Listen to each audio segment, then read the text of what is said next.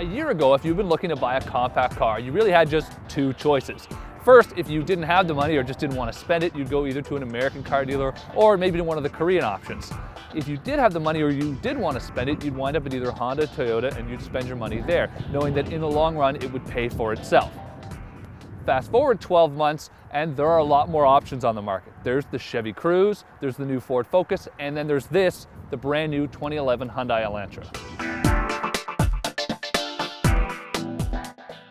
Now, Hyundai is up against some pretty stiff competition in this segment, so what they've done to get people into showrooms is make a car that's exceptionally good looking to really draw people in. Now, is it the best looking car in the segment? Well, that's really a subjective thing and it's up to you, but what we can say is that it's definitely one of them. I mean, compared to a lot of other models, it really stands out. You know, the Corolla doesn't jump out anywhere, and even the new Civic isn't all that captivating. The Ford Focus is quite a good looking car, and maybe the Chevy Cruze, but the Chevy Cruze really needs sort of an aftermarket lip kit, and this looks good as it is. You know, it's got all these great sort of swoopy lines and really sort of nicely designed. It takes a lot of its cues from the larger Sonata. What really helps this car is a set of larger wheels. Base models come with 15s, which do look a little dorky looking. Those are optional 16s there. This is a GLS trim, which is the base trim, but it's got some nice options on it. And then if you opt all the way up for the limited, you can get some 17s. It really sets this car off, makes it look much more luxurious, much more premium than you'd expect in the compact segment. The Elantra's sort of swoopy exterior design really flows through into the interior, and you can see that everywhere from the doors to the seats, even to the dash here. And you've got some sort of some nice curves and angles all kind of mixed in together, and it's nice to see that level of design. And that's mixed with the fact that this is actually nice materials and it's solidly put together. So we really like that combination. It's rare to see that, and sort of the first time we've seen that in a Korean compact car. It's also got some good storage space. You've got a large pocket here on the front for anything from your smartphones, and that's actually where the iPod and USB hookup are as well, which is convenient. And the great thing is those actually come standard on this level of car, which is nice. Another standard feature straight from the factory is remote keyless entry as well, along with sort of the usual things you expect, like a nice trip meter gauge.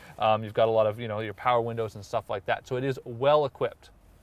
The Elantra's real claim to fame, however, is fuel economy. It gets a 29 city mile per gallon rating and a 40 highway mile per gallon rating, which is the best of any compact car on the market. Now, you've probably heard a lot of other numbers from manufacturers, different numbers, 42 for a Chevy Cruze Eco and things like that. But this car, every single model gets 29 city, 40 highway, and it is rated as the best. It even beats out the brand new Honda Civic in each category by 1 mile per gallon. Because it's such a light car, the car's handling is actually pretty good. You can really sort of toss it around. Again, it's no sports car, so don't be looking for that. And it's a bit hampered by the electric power steering, which on all Hyundais is a bit vague. It's sort of it's numb on center, and you don't get a lot of great responsiveness. Again, it's not a performance car though, so that's it's a reasonable amount of trade-off, especially for that 40 mile per gallon range. As though the great looks and class-leading fuel economy weren't enough, Hyundai has made getting into a brand new Elantra a lot easier, thanks to just 2 different trim levels, which is makes shopping a simple task.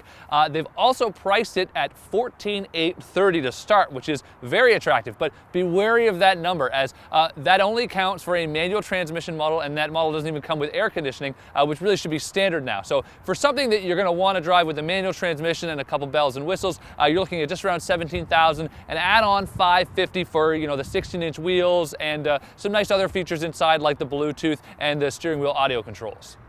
For just shy of $20,000, you can get into the limited model, which will get you a leather interior, heated front, and even heated rear seats, some 17-inch wheels, and a couple other nice features, and add on about $2,000 more if you want to get the upgraded audio system and navigation. And so that's fully loaded. You're looking at $22,000, which isn't a bad price at all.